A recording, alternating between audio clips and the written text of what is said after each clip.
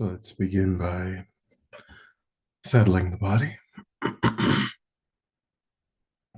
adopting a stable, comfortable, upright position serviceable for meditation. Think about keeping our feet flat and our back straight, torso open, hands in the lap, right over left with the palms upturned and the thumbs gently touching. Our eyes are gently closed or slightly open, making sure we let in enough light to remain alert. Try to maintain an awareness of not slouching, not leaning. Also let go of any unnecessary tension or rigidity in the body, relaxing into a stable, comfortable, upright position, just allowing the body to fall into place.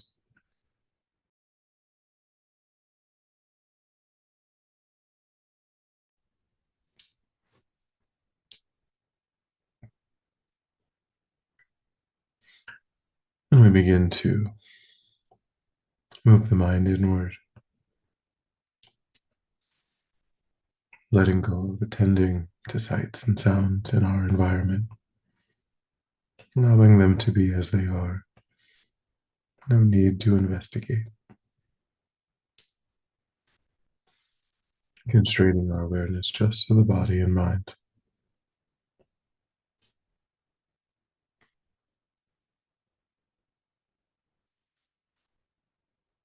Concentrating that awareness in the present by attending closely to the physical sensation that accompanies the in-breath and the out-breath and the space around the opening of the nostrils.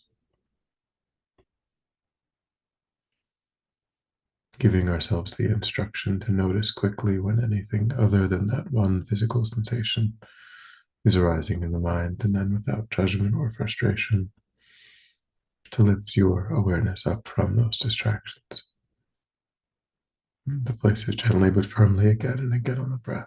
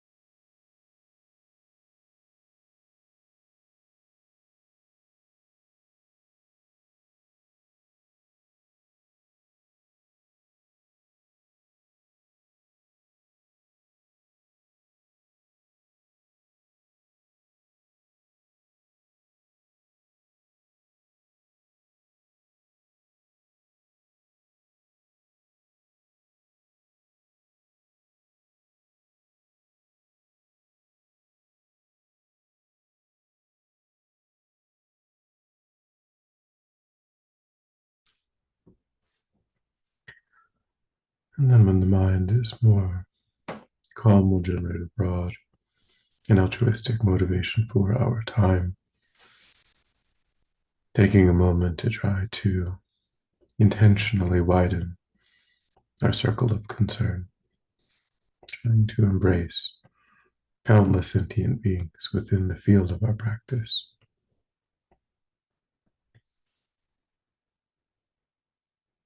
recognizing that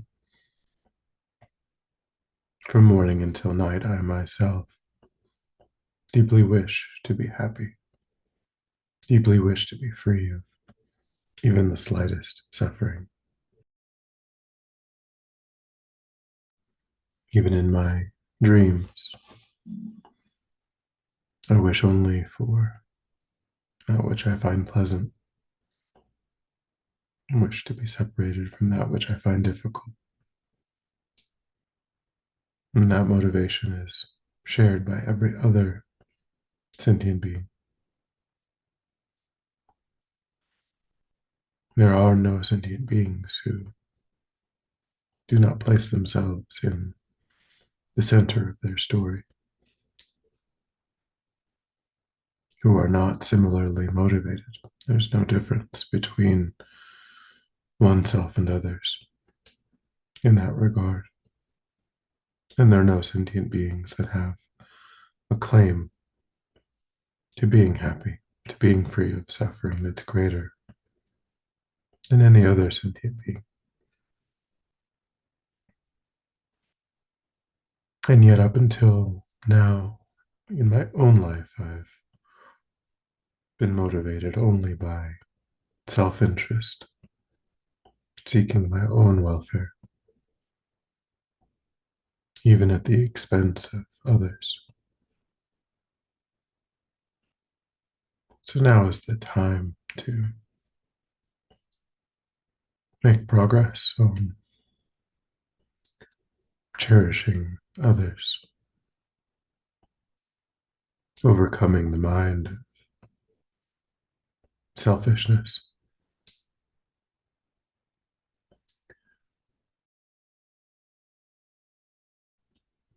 using this life, taking the essence of this life where all of the necessary causes and conditions have come together for my own spiritual growth, taking advantage of this extraordinary opportunity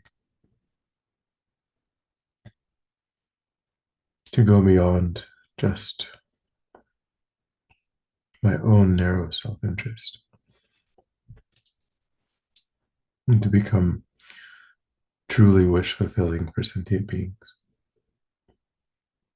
which will depend upon creating deep, abiding familiarity with virtue,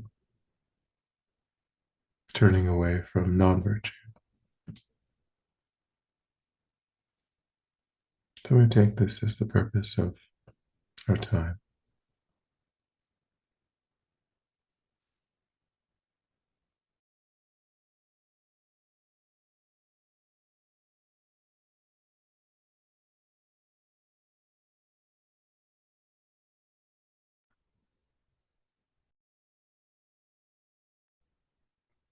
And then with that motivation, today we will finish contemplation on the causes and conditions that are at play in the arising of afflicted states of mind.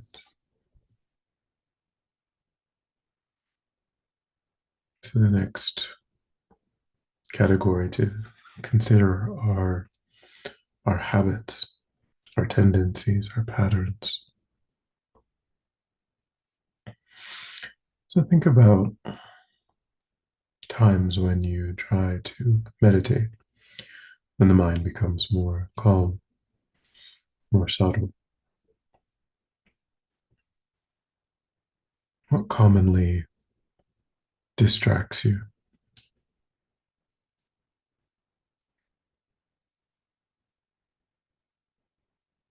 What are the patterns in what arises when the mind is more subtle, more quiet.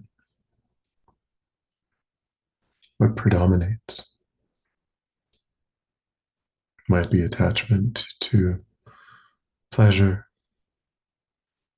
It might be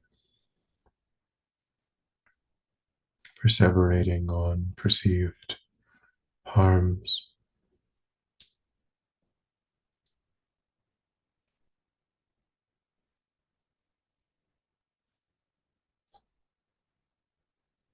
It might be a tendency toward dullness.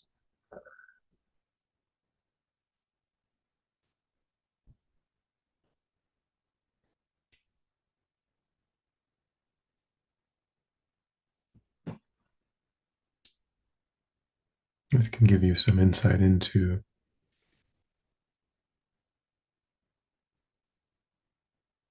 what your sensitivities are.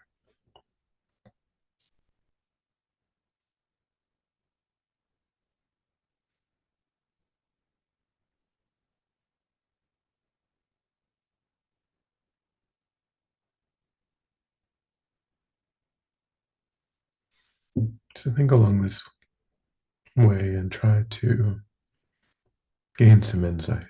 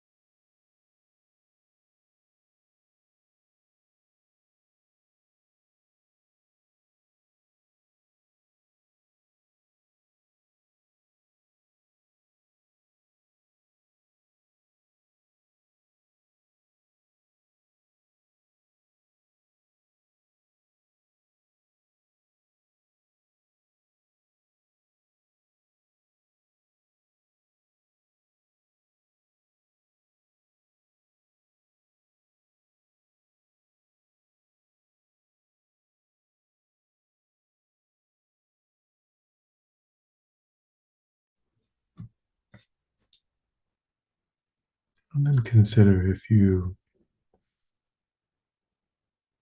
understand But the antidotes to these tendencies, these habits, might be if you find that attachment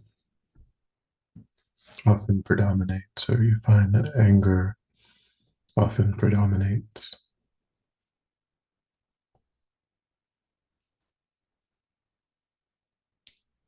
or you find that distraction, the wish to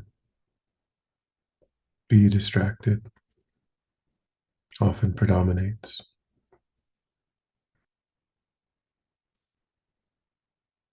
Give you understand what appropriate antidotes to apply, and if not, to be interested in learning more about those antidotes.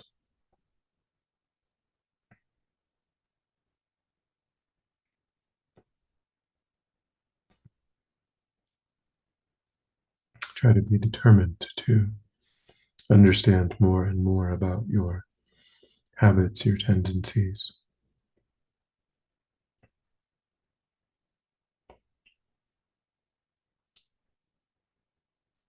and to apply effective antidotes when necessary.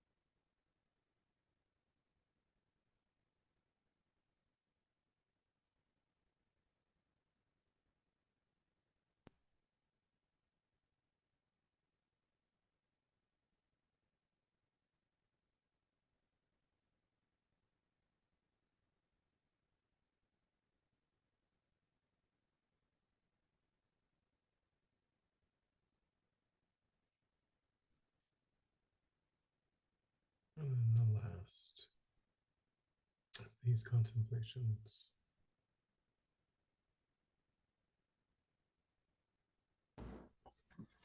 is inappropriate attention. And this refers to the lens through which we experience. So as we are going into experiences, are we doing so through the lens of the ego, only looking out for what I'm interested in, what is in this for me, attending to just parts of our experience, those that please us, those that we find enjoyable,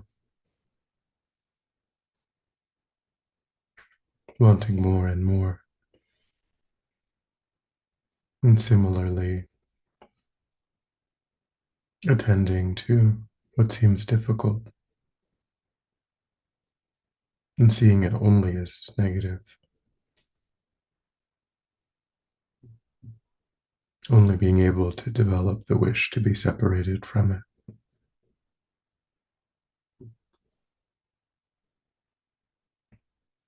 Are we going through life pushing and pulling on the basis of the ego?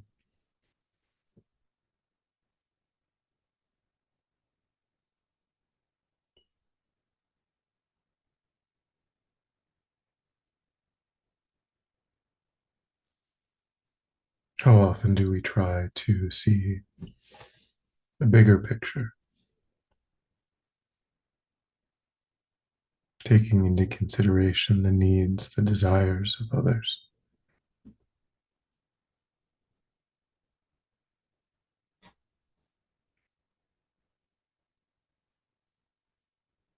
Also seeing the fullness of our experiences, going beyond pleasant and unpleasant.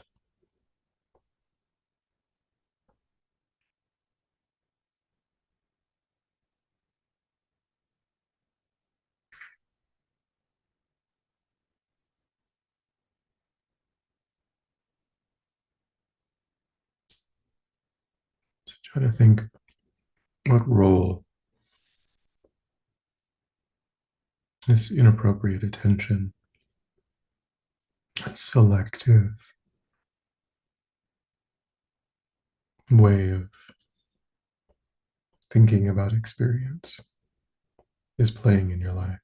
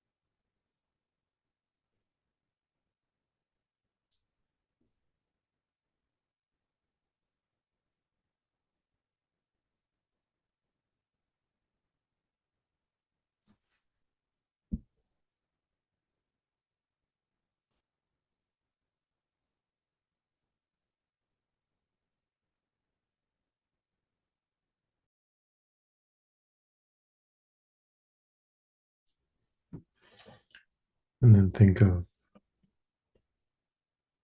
ways that you can make changes, ways that you can recognize that nothing is all good or all bad. You can see the limitations of only going through life to please the ego.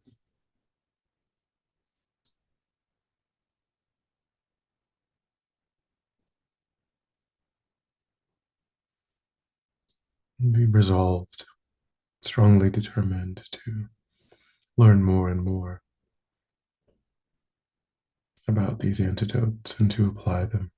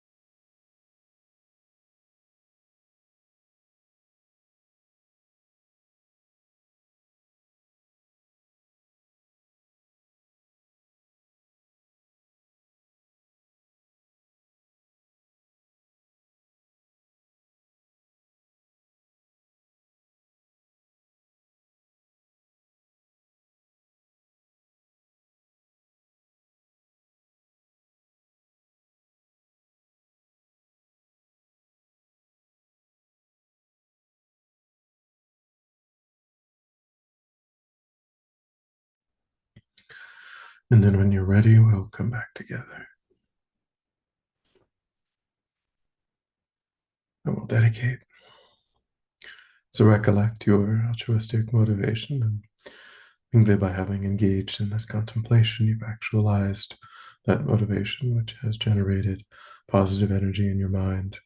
And think that you freely offer the fruit of your practice, that positive energy, for the benefit of all sentient beings, without exception.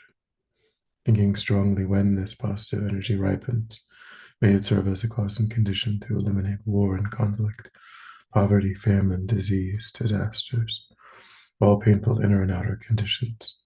May it fully ripen the minds of all sentient beings. May they quickly meet perfect teachers and arise in the state of full enlightenment. May I too achieve the state of enlightenment so that I might work for the benefit of sentient beings perfectly. May any obstacles facing the Guru's long life be completely dispelled. And may I and all sentient beings in this moment come under the joyful care and guidance of enlightened beings. May we be guided and protected until we swiftly achieve that state of enlightenment.